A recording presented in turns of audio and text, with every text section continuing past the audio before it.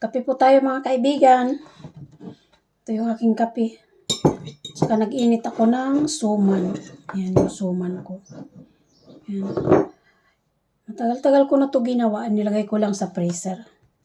So ngayon ako ay nagugutom. Galing trabaho. So ito na lang yung pagkain ko. Nagluto naman ako ng hapunan. Kasi yung asawa ko darating. Nagluto ako ng hapunan namin.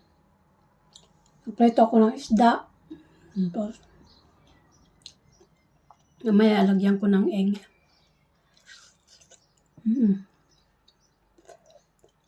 Ito yung siya na malagkit.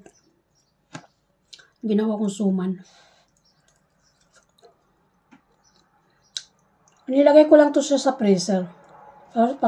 Kaya lang last na to. Pag gusto ko kumain yun, nag-iinit lang ako. Pamadalian.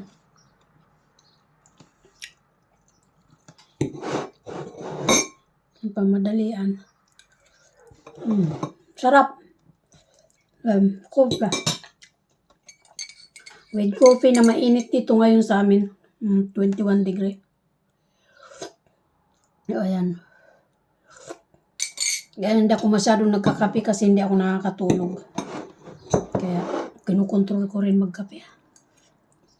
Mahirap talaga pag over 50 na. Dami ng mga karamdaman. Dami ng mga sa katawan.